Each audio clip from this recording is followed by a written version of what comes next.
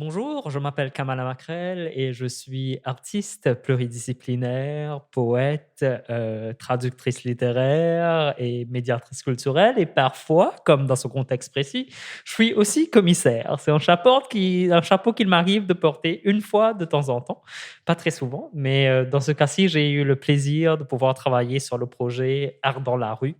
Art dans la rue, c'est un projet dont le but est de permettre de l'art public, d'exister dans des espaces publics, mais aussi c'est de réunir des différents artistes contemporains de différentes générations du Québec pour que ces artistes et leurs œuvres puissent se rencontrer à travers ce projet, l'espace public. Donc aujourd'hui, nous avons Pitonias et Béatrice Boily qui sont avec nous. Merci d'être là. Merci de former partie de ce projet. Art dans la rue est une collaboration entre Art souterrain et Art urbain Montréal et commanditée par Publicité Sauvage. L'exposition aura lieu dans différents espaces publics jusqu'à mars 2022. Donc, il se trouve que c'est intéressant. Dans le contexte de ce projet, nous avons trois binômes, donc trois couples d'artistes de différentes générations. Et mon rôle en tant que commissaire, c'était un peu de trouver ces artistes et de les mettre en lien. Mais Peter et Béatrice, une des choses que je trouve magnifique dans votre histoire et dans votre rencontre, c'est que votre rencontre a eu lieu avant même que je sois impliqué avec le projet et vous vous êtes retrouvés avant cela. Est-ce que vous pouvez commencer par nous parler de cette rencontre, en fait? Comment est-ce que vous vous êtes rencontrés? Ben, moi, j'ai été, je pense il y a 2 ans, hein? Non, ça fait 1 an. Oui? On en a parlé, oui, oui. OK, c'est Ça vrai. fait 1 an. Là, j'ai visité parce que je connais très bien, Art souterrain et Fred était mon galériste avant, donc je connais très bien et je suis ces choses qu'il fait et donc il y avait Arche, en centre-ville et j'ai gardé toute l'exposition et à la fin, il y a resté une allée et je regarde et je dis: «Oh, c'est le fun là». Je dis rien là, il y a deux femmes qui parlent ensemble et je ne le connais pas et ils parlent là, c'est qu'est-ce qui est là, exposé et là, une des femmes elle dit, «Ah oui, mais ça ressemble un peu qu'est-ce que Peter Knaus fait». J'écoute ça, je dis: «Oh!» Je suis à côté, ils ne savent pas qu'est-ce que je fais. Et là, je les laisse parler et là, tout d'un coup, je dis: «C'est moi Peter Knaus». «Ah ouais, c'est toi, oui, c'est spécial». Et là, c'est comme ça, on s'est connus. Je dis: «Mais là, si je peux faire quelque chose, ensemble, parce que ça j'aimais vraiment qu'est-ce que j'ai vu, parce que ça ressemblait un peu qu'est-ce que j'ai déjà fait aussi là, à un moment donné». Non, mais c'est vrai. Non, c'est vrai, oui. Et Ouais. j'ai dit: «J'aimerais bien connaître, cet artiste-là et si je peux exposer avec ou aider là, oui, go!» C'est ça. Alors on s'est rencontrés là à l'exposition Arche. Oh, c'est magique. Est-ce qu'il y a quelque chose que tu veux ajouter à cela, Béatrice? Non, je me sens mal parce que je le connaissais pas. Je connaissais OK. pas son travail, puis justement les deux personnes qui étaient là, c'est des gens qui travaillent à l'imprimerie là. Mhm. Puis c'est ça, ils me disaient: hey, ça ressemble vraiment à Peter Nas, nanana, tu vas voir. Puis finalement, c'est ça, il était juste en arrière. C'est un peu étrange, non, mais je suis très contente, ouais. Et Ouais. c'est parce que j'ai perçu, là, et pas avec les autres artistes autour, je trouvais ça conceptuel comme expression. Et Mhm. ça, j'aime beaucoup. Mhm. Hein, Mhm. parce que moi, j'ai enseigné les arts et c'est ça qui me parle. Donc, c'est la partie conceptuelle de sa Oui, c'est pratique ça, là, c'est qui ça, t'a c'est ça. parlé. OK, Uh-huh. merci. Mhm. Et j'ai une question pour toi, Béatrice. Ouais. Donc, maintenant que vous vous êtes connus, qu'il y a cet échange entre deux artistes intergénérationnels, etc., ben, on sait, Peter nous a partagé ce que ton œuvre, ce que ton travail lui évoque. Ouais. Et pour toi, quand tu regardes le travail de Peter, qu'est-ce que ça évoque en toi? Qu'est-ce qui te parle de son travail? Ouais, ben en fait, moi, c'est ça. Après ça, je suis allée voir ce qu'il faisait. Puis, ce qui me parle beaucoup dans son travail, c'est principalement tes œuvres des années 70. Mhm. Ben, fin 70, en fait. Puis, c'est aussi comment je peux dire ça? C'est une période qui m'intéresse aussi beaucoup, là, dans tout ce qui est dans ma propre recherche. Ben, en fait, c'est une période que j'ai beaucoup en référent, disons. Puis c'est ça. En fait, ce que j'ai trouvé intéressant, c'est ton œuvre, progression positive, négative. En fait, c'est l'œuvre qui ressemble vraiment à la mienne aussi, qui était exposée à Arch. Ça, j'ai trouvé ça intéressant, que tu t'intéresses aussi, pas nécessairement juste au positif de la matière, ce qu'on est habitué de voir dans l'espace d'exposition, mais aussi le vide. Oui. Puis ce que j'aime aussi, c'est tes photographies. Il y en a une en particulier, là, il n'y a pas de titre, mais c'est juste des chaises. Oui. Puis encore là, c'est comme si la matière qui était présente montrait aussi le vide. Encore une fois, donc moi, c'est plus ta relation aussi positive-négative, puis toute ta réflexion derrière le passage du temps aussi dans ton travail, parce que tu utilises beaucoup la photographie, puis tu m'avais montré des bandes, en fait, de films.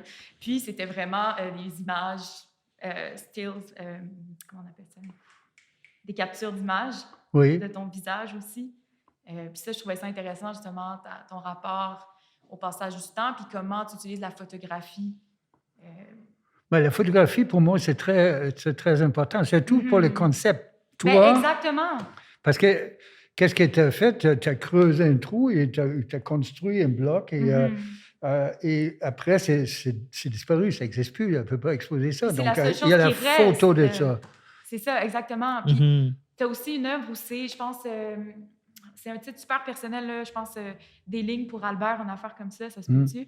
Puis c'est seulement des poteaux électriques. Puis on voit le fil qui passe. Puis c'est comme si... Parce que moi aussi, parce que oui, je fais de la sculpture, mais je m'intéresse aussi au potentiel graphique, pictural de la sculpture, mais lorsqu'on la photographie. Comment penser la sculpture, mais de façon plane un peu, le rendu pictural. Puis j'ai vu tes lignes dans l'espace, puis j'ai fait voilà. Oui, bien ça c'est une pièce, ça fait partie de le groupe d'expression que je fais, ça s'appelle Progression. Exact. Ouais. Progression, c'est... On voit partout des progressions, là, des poteaux électriques et des fils, c'est comme tu dis, mais il y en a partout. Et quand moi, j'ai fait beaucoup aussi des lignes sur la rue, et ces œuvres sont là au Musée national, là, j'ai dit, mais là, s'il y a une progression, c'est un peu filmique, là, parce que c'est des images, là. J'ai dit, mais là... je vais essayer de raisonner ça sur des perspectives, que ça vient de là et là. Et évidemment, sur des lignes perspectives, ça change de forme. Exactement, c'est rythmique. Ça change, ça se renverse pour aller là. Donc, ça fait un peu filmique parce que c'est des espaces coupés. Ça va de là à là. Et là, je me dis, si j'ai fait un obstacle, ça se casse la gueule.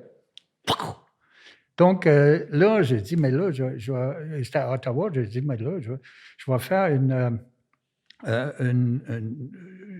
boulevard là, et je vais faire une espèce d'obstacle, et je vais avoir 2 camions avec ma forme géométrique, et les 2 vont à 80 000 à l'heure, là. Je ne sais pas, ils vont rentrer dans le poteau, là, et ce truc va s'écraser là-dedans. Et là, la police a dit... Je pas parlé. Non, ça ne marche pas. Vous n'avez pas la permission. Ça va partir, là, quelqu'un va se faire tuer. Et là, il fallait que je trouve une autre manière de faire ça, et je l'ai fait avec la lumière. Maintenant, ça, c'est d'autres choses. Ça ne se casse pas. Ça épouse une forme. Et là, c'est devenu donc la projection à partir de la progression. Mais c'est j'en fais encore, là. J'en ai des derniers 2 trucs, je fais encore. Mais entre ça, je fais aussi d'autres choses. Donc, c'est parce que moi, je ne suis pas un artiste qui fait un truc et ça finit là. Je fais ce qui me tente. Donc, s'il y a un problème dans le monde, comme la guerre ou tout ça, je fais une exposition à la Galerie Tétro dans le temps, et la pièce que je montrais, ça faisait partie de ça. C'est des images de guerre. Et comme moi, j'ai vécu la guerre, donc pour moi, c'était très proche. Ouais. Merci, merci. Ben, puisqu'on parle de vos œuvres, en fait, on va approfondir un peu celui-là dans le contexte de ce projet de Art dans la rue. Béatrice, l'œuvre qu'on expose de toi, c'est Cru. Est-ce que tu veux nous parler de cette œuvre, nous en dire un peu plus sur cette œuvre? Oui, ben en fait, je suis allée extraire une tonne d'argile crue dans un ruisseau. J'ai exposé la tonne en galerie, puis ensuite, je suis allée la reporter dans le lit de son ruisseau. Mais je n'étais pas intéressée nécessairement par... Comment je pourrais dire ça? Dans le fond, mes premiers tâtonnements avec l'argile, c'était dans des cours, puis il fallait souvent la faire cuire, puis c'est quelque chose que j'arrivais pas à faire. J'ai l'impression qu'avec ce projet-là, ce que je recherchais justement, c'était de conserver l'esprit de malléabilité de la matière. Là. Donc, c'est ça. Ça s'est déroulé en 3 temps. L'extraction, qui a vraiment fait un mètre cube, mais négatif, dans le lit du ruisseau. Puis c'est ça. Après ça, j'ai refait le cube en galerie. Après ça, ça a été comment terminer ça, mais de façon cyclique aussi. Puis pas juste terminer ça dans un objet qui est figé, parce que la matière, pour moi, c'est vraiment toujours un processus. Donc, je me suis comme insérée là-dedans. Je ne sais pas à quel point mon processus a pris dessus sur le processus même de l'argile, parce que c'est quelque chose qui se génère sans cesse. Là. Ouais. Puis il y a des photos, en fait, qui documentent ça, parce que je ne termine pas avec quelque chose de tangible, à part la documentation photographique, la progression. Voilà. Oui, parce que la pièce qui m'a inspiré, là, le trou avec le cube, moi, j'ai vu, quand j'ai enseigné à Ottawa, il y avait des ouvriers qui coupaient des cubes ou des trous dans le béton et, pour mettre des poteaux. Et là, ils ont sorti des cubes. Et quand ils sont partis, je disais, wow, c'est aussi une progression. Là, j'ai numéroté les blocs et les trous, je ne peux pas apporter. Donc, les trous, c'est pareil comme un trou, je ne peux pas apporter. Prends une photo. Et là, les trous, j'ai numéroté aussi. Et finalement, là, j'ai apporté des blocs avec moi et des photos, je les ai faites noir et blanc, la grandeur de ce bloc-là. Et je l'expose des photos à terre. Donc, on a l'impression d'un trou. Et c'est le trou où le cube sort. Mais ça aussi, c'est une ressemblance avec moi, dans le sens que c'est très... Je sais, j'ai exposé la matière, puis j'ai exposé le trou, en fait, qui était négatif. Oui. C'est vraiment... C'est presque pareil. Non, c'est vraiment... Et Peter, est-ce que tu veux nous en dire un peu plus sur l'œuvre Nature Culture, qui est l'œuvre que tu présentes dans le contexte de ce projet de Art dans la rue? Est-ce que tu veux nous en dire un petit peu plus là-dessus? Tu veux dire la photo que j'ai... Oui. Mais finalement, pour moi, c'est comme la guerre, mais c'est une sorte de guerre. Parce que l'arbre qui est là, c'est la tempête à Montréal qu'il y a eu sur le Mont-Royal. L'arbre est extraordinaire, là, c'est rasé presque par le vent. Et après ça, là, je dis, mais ça me rappelle la guerre, donc je vais un petit avion, là. Je dis, mais là, ça fait la guerre. Et l'avion qui descend comme ça, c'est aussi la guerre. Donc, comme j'ai vécu la guerre comme enfant, j'avais 9 ans quand la guerre mondiale était finie en Allemagne. Moi, c'était important pour moi que j'exprime ça quelque part. Donc, c'est une époque. Et de temps en temps, je fais une exception à ma expression principale qui est géométrique, comme géologique. Bon, le charbon, je fais des dessins contre le charbon. Je suis assez bon pour figuratif, là. Donc, je fais des dessins contre ça. Je fais des dessins contre Israël et les États-Unis, contre Palestine. Donc, je fais plein de trucs comme ça, mais ma ligne principale, ça reste quand même géométrique.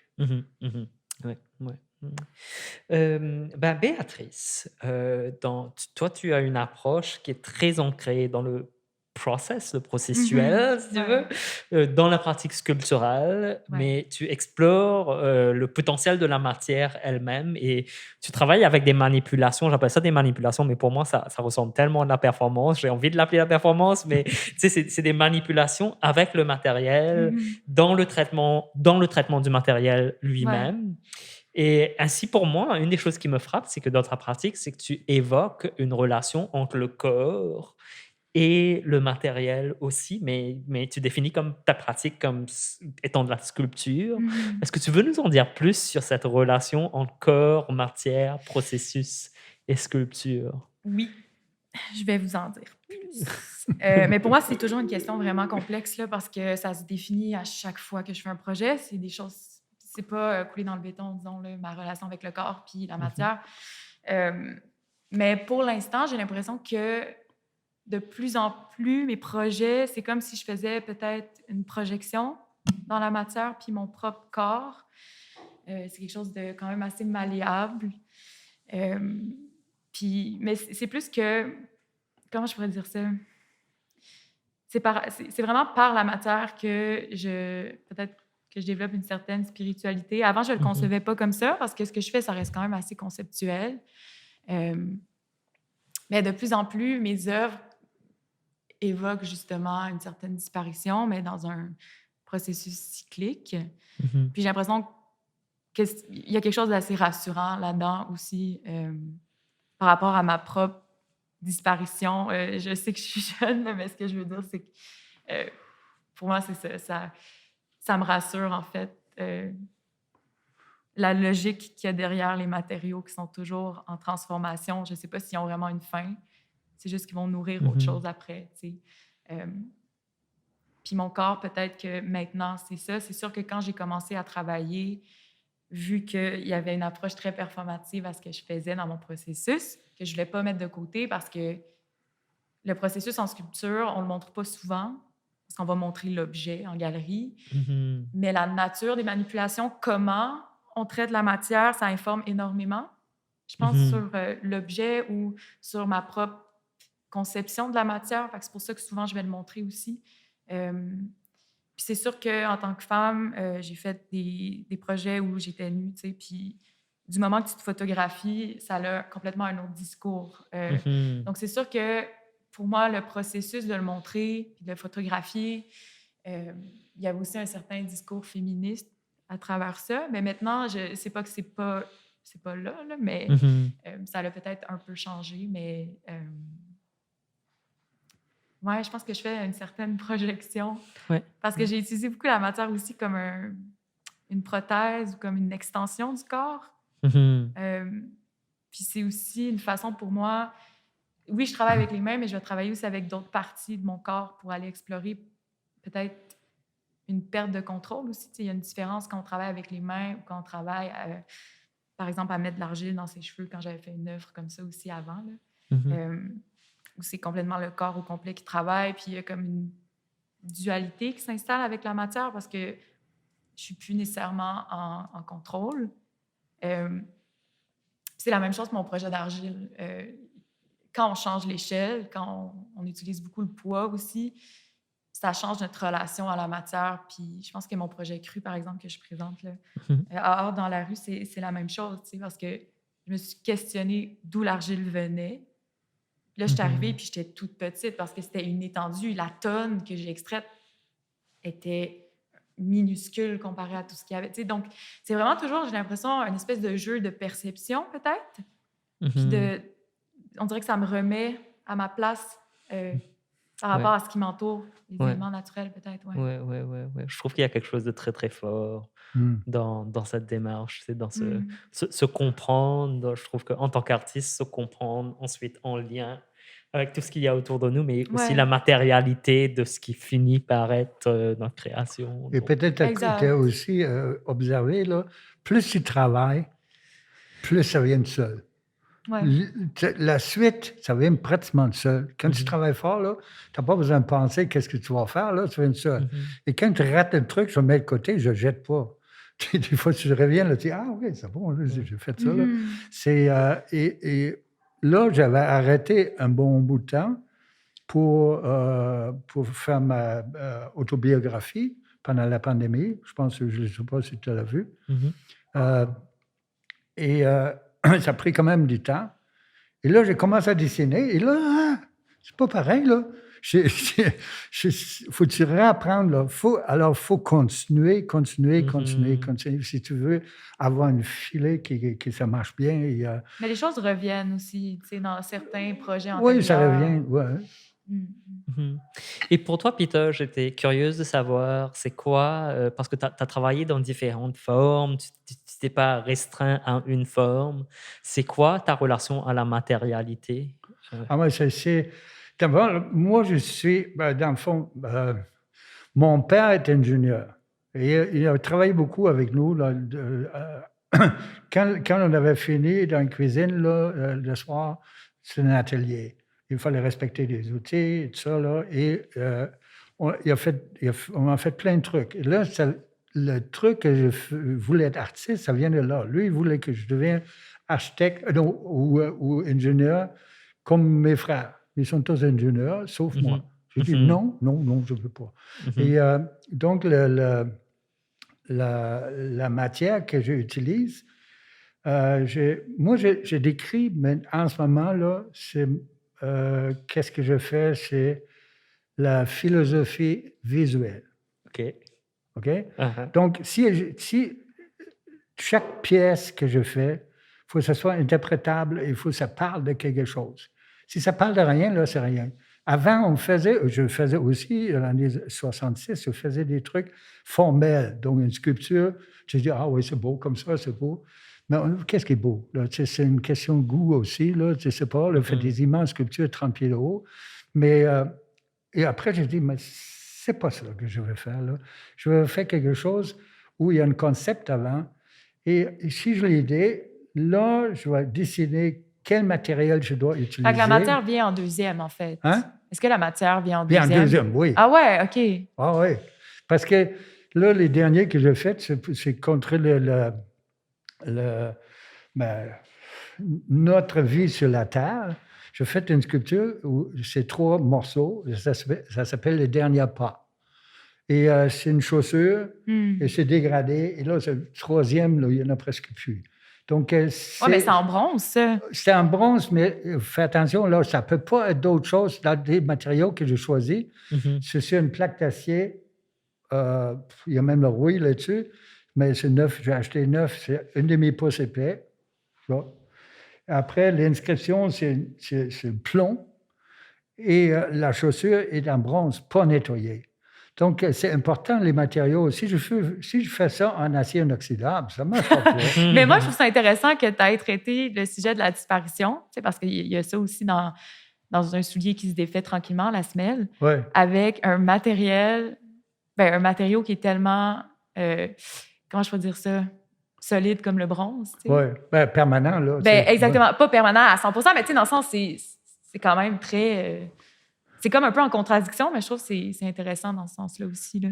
Oui, parce que c'est le contraire de ce qu'il y a là. Exactement. L'idée est, on va vers où? Et là, ça, c'est fait en bronze. Moi, je ne savais pas que tu faisais l'inverse. Je ne suis pas déçue, là, mais je ne savais pas. J'apprends des choses. Non, mais pour moi, là, moi, j'ai rarement travaillé en bois. Moi, j'ai travaillé en bois, mais j'ai transformé, par exemple, j'ai acheté un meuble et j'ai transformé en géométrie. Mais tu t'es jamais intéressé à cette matière-là? De quoi? Tu t'es jamais intéressé à cette matière-là? Naturellement, le bois, par exemple? Le bois, non, pas sculpté, non. Assemblé ou changer de forme. Comme j'ai acheté un bureau et je voulais avoir une forme, d'un point de vue, je voulais avoir une forme géométrique de cette meuble-là. Donc, j'ai tout coupé pour que ça devienne ça. Et et ça devient un truc que tu ne peux plus identifier là, comme bureau. Là. Mais il y a quand même des sortes d'explications avec, parce qu'il y a des trucs au mur avec, qu'est-ce que c'était avant, là, une photo. Donc, il y a des références. Hein. Et moi la première fois que j'ai fait une projection, là, c'était à Paris, OK? Quand j'étais dans l'atelier du Québec, en 80. Et là, je voulais faire une projection, et c'est une exposition à l'extérieur, mais très grande, internationale. Bon. Et moi, il y avait une cabane, il y avait un mur, il y avait la rue, il y avait un autre mur de l'autre côté de la rue, et j'ai mis des choses en avant. Et là, la nuit, j'ai fait une projection géométrique sur tout ça. OK? Maintenant, si tu es dans... Je vais peindre la projection sur tous les objets, sur des murs et tout ça. Et le jour, quand tu te mets là, à la place où il y avait le projecteur, tu vois la forme géométrique. OK? Et quand tu sors de ça, boum, ça se fait un petit morceau. OK? Mais là, j'avais mis une tache à terre parce que je dis, mais c'est la première fois que je fais ça. Je fais une tache à terre, je dis, mais mets-toi là, tu vois ça. 15 minutes dans l'exposition commencée, un monsieur qui vient à moi, il dit, c'est vous l'artiste? Je dis, oui. Il dit, mais j'aime bien ce que vous faites, c'est extraordinaire, mais vous, j'ai un problème avec vous. Je dis, quoi? Je dis, vous êtes fasciste. Vous avez une pointe de terre là, mets-toi là pour voir ça. C'est quoi l'affaire? Moi, peut-être j'aime bien mieux ça, là ou là. Vous ne donnez même pas la chance de le découvrir. Et depuis ce temps-là, jamais plus une description, il n'y a jamais plus rien de ça. Démerde-toi, si tu veux le savoir, demande-moi. C'est ça. Mais c'était important pour moi. En plus, il m'appelait fasciste. Moi, je viens d'Allemagne, je suis à Paris. Oh! OK, merci. Je vais bouger la conversation un peu dans une autre direction pour aussi vous mettre en lien avec le milieu dans lequel vous opérez. Donc, je vais poser la question d'abord à Peter. Donc, toi, tu as quand même une très longue pratique sur presque 60 ans. Tu as enseigné, tu as exposé au Québec, à l'international, au Canada. Donc, tu as quand même beaucoup vu le milieu de l'art contemporain québécois évoluer au cours des décennies. Pour toi, est-ce qu'il y a eu des gros changements? Oui. Et quels ont été ces changements? Parce que, comme dans les années 60, je me rappelle très bien, là, tout le monde faisait des trucs, des objets. Hein? Ça, donc, c'est un objet, mais ça ne valait rien dire. C'est des objets. Et d'ailleurs, aujourd'hui, ça existe encore dans l'art public.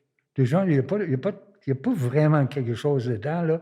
C'est des bébelles. Pour moi, c'est des bébelles. Non, il n'y a pas. Et là, comme je dis, à Alma, Lac-Saint-Jean, j'ai fait une grosse sculpture en 1966. J'ai continué à faire des formes. Et à un moment donné, je me dis, c'est pas bon, je ne veux pas ça. Je ne veux plus faire ça. Je veux avoir un contenu. Et le contenu, c'est des spectateurs, ils doivent voir ça et interpréter et apprendre quelque chose. Ça, c'est important pour moi, que découvrir quelque chose qu'ils, normalement, ils ne voient pas. Donc, et là, je poussais là-dessus et finalement, c'est ça. Là, j'ai les concepts avant. Et l'évolution, là, c'est comme moi, j'ai enseigné l'université le plus avancée dans l'art, c'était Nova Scotia College of Art. Eux autres, ils faisaient l'art dans la valise. C'est quoi l'affaire? Il n'y a même pas d'objet, il y a juste des trucs, des descriptions. Là, tu peux le faire, c'est éphémère, tout ça. Je trouve ça vraiment intéressant.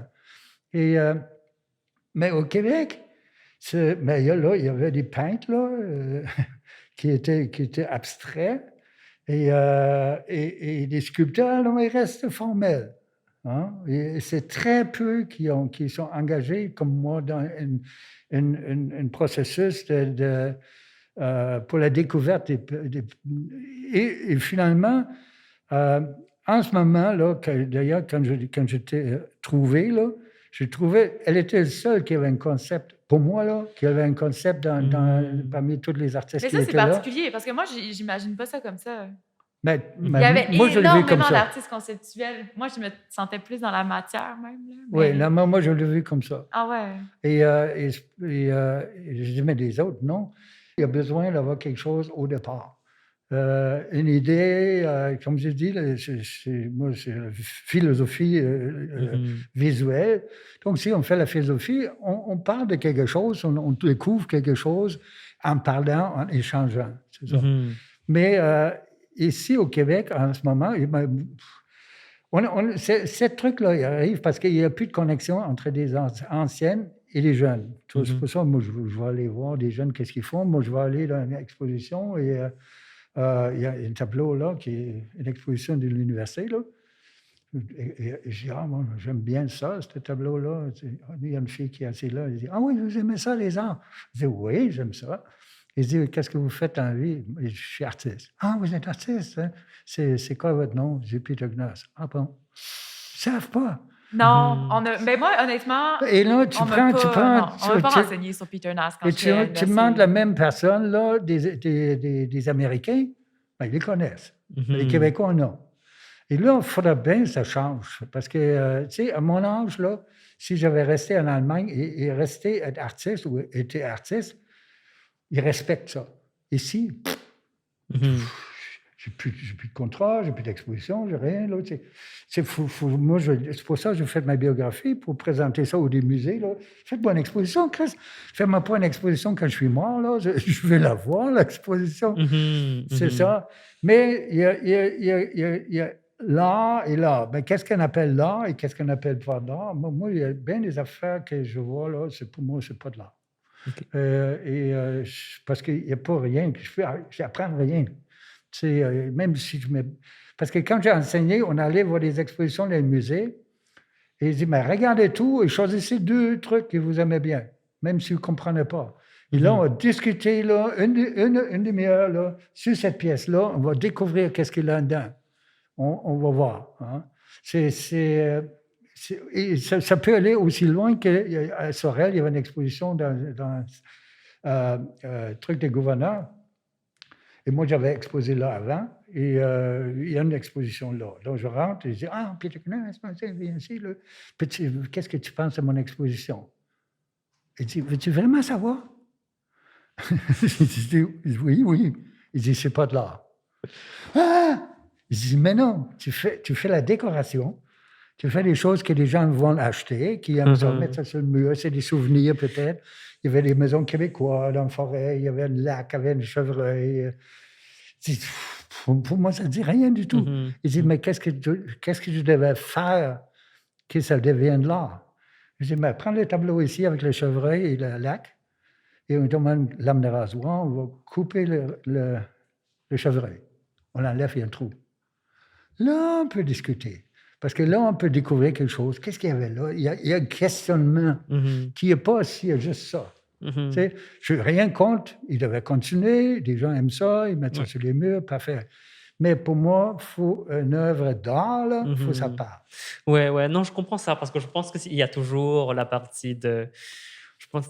En tant qu'artiste, selon moi, on crée pour différentes raisons. J'ai la même relation à l'écriture. Je pense que des personnes écrivent pour différentes raisons dans ce sens-là. Et j'entends cette partie dans ce que tu articules, puis dans ta démarche à toi, que tu crées. Il faut que ça dise quelque chose. Il faut que ça ouvre une conversation. Il faut que ça symbolise quelque chose qui ouvre l'espace pour la discussion, l'échange, l'éducation. Oui, peut-être tu as vu dans ma biographie, il y a 3e page ou 4e page, je pense, c'est un récit de Joseph Beuys.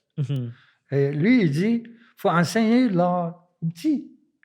Faites-la, parce qu'ils ne sont pas avocats, ils ne sont pas médecins, ils sont juste jeunes, ils apprennent. Ils peuvent dessiner, Et là, pousse dessus qu'ils deviennent créatifs avec ça. Et même s'ils ne viennent pas artistes, ils vont rester créatifs. C'est ça qui est important pour l'éducation des jeunes. C'est ça. Et merci. Et je me pose la question pour toi, Béatrice, par rapport à cette question, parce que je pense qu'il y a diverses réponses. Chaque artiste répondra à cette question différemment, mais c'est quoi qui te motive? C'est quoi? Est-ce que pour toi, l'art qui évoque quelque chose en toi, qui fait bouger en toi, qui te fait dire « Ok, je vais faire cet exercice », ça vient d'où pour toi? C'est tellement difficile comme question.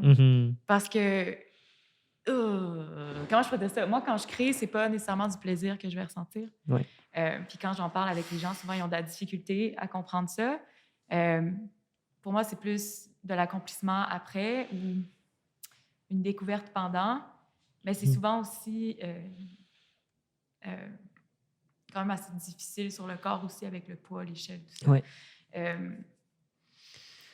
Je pourrais pas répondre pourquoi je fais ça. Honnêtement, pour moi, c'est plus une façon de réfléchir. Je pense qu'elle a tout le temps été ancrée en moi.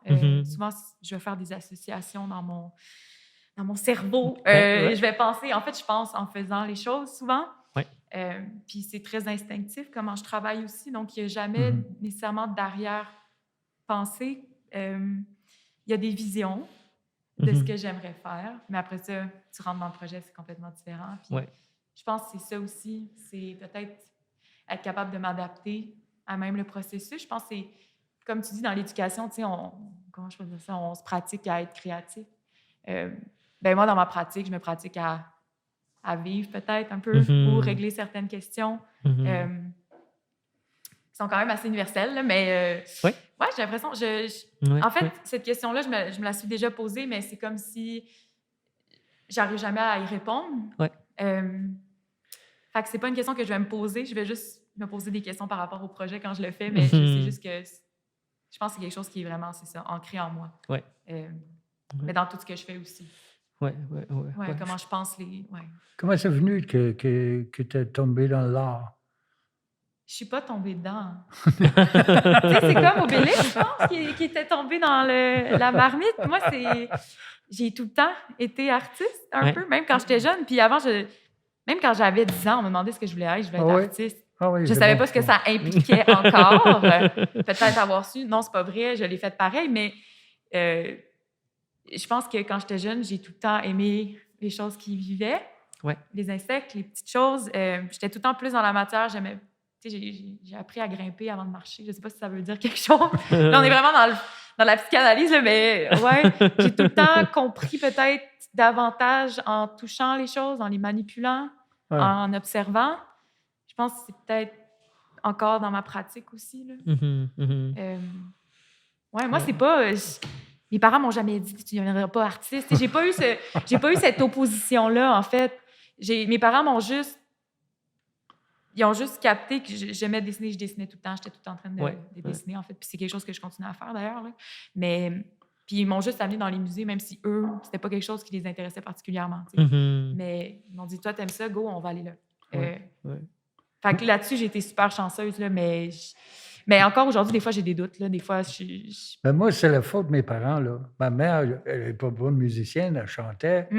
Et donc, j'ai joué à ma violoncelle pendant des années.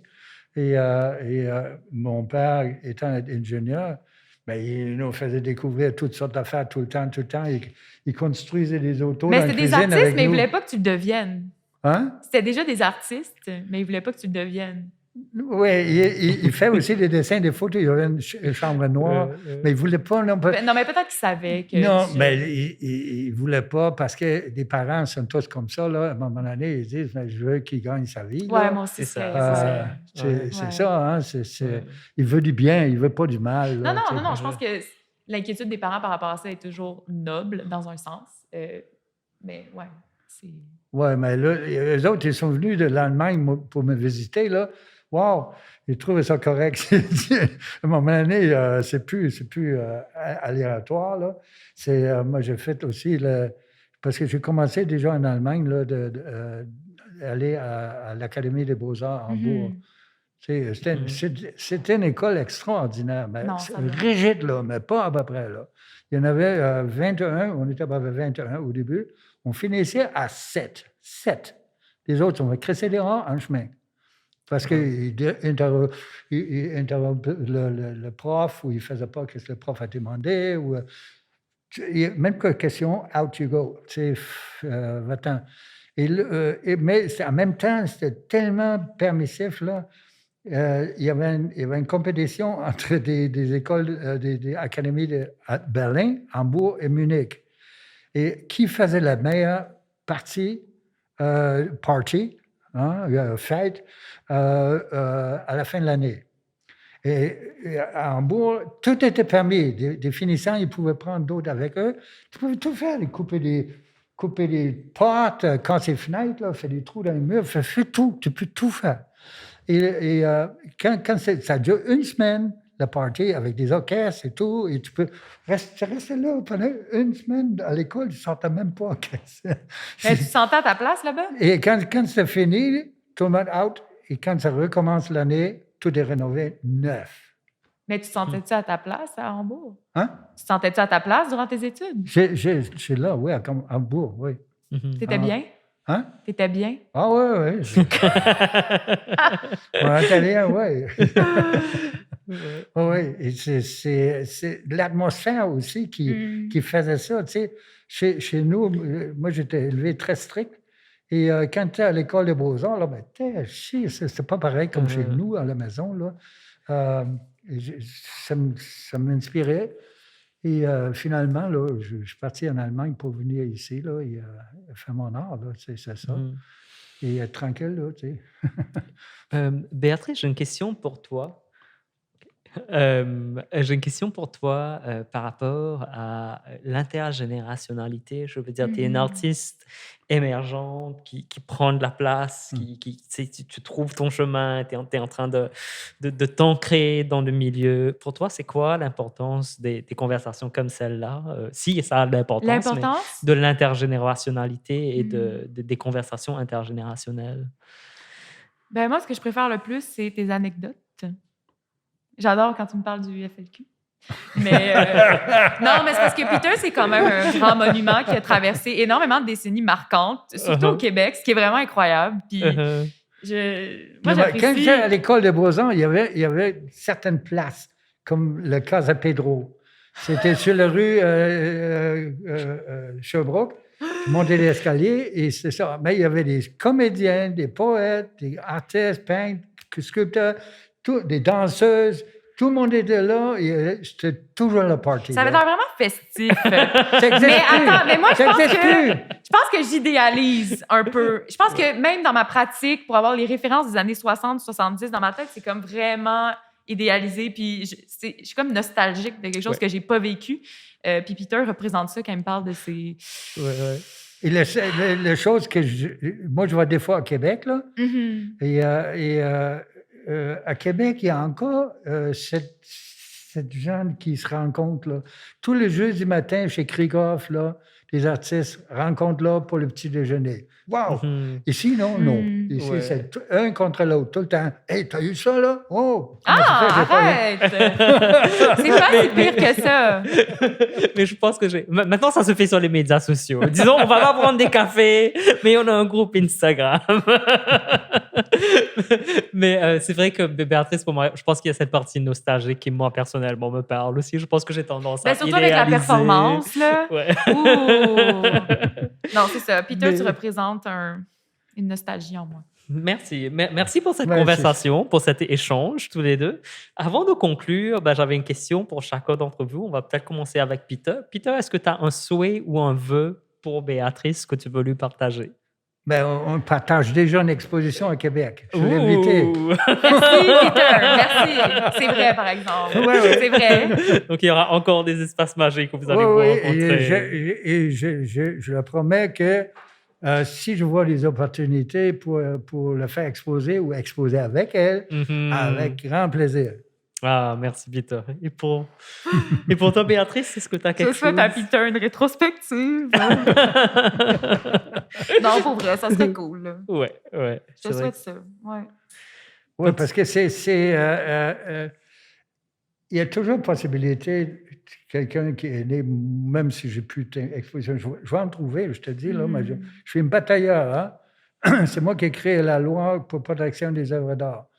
J'ai eu une subvention de 4 000 $ pour ça de Vaugeois. Parce que avant, on pouvait, si quelqu'un achète un tableau, et c'est à lui, il l'a acheté, et il met un peu de rouge dans le tableau, il pouvait faire ça. Mais voyons là, il laisse la signature de l'artiste, c'est quoi l'affaire? Et l'affaire, on était souvent devant le tribunal. Moi, quand j'étais... j'étais président de l'Association des sculpteurs. On était devant le tribunal pour défendre les arts et défendre les artistes. Et des fois, on a perdu, des fois, on a gagné. Il dit, mais il faut que ça change. Donc, comme président de l'Association des sculpteurs, là, je fais beaucoup pour les artistes. Même pour le Québec en soi, là, il y a un truc... le musée voulait faire une exposition des sculptures. Et là, ils ont dit que, on va prendre un anglophone de l'Ontario pour faire le choix. Hein? Je dis, non. Je dis, OK,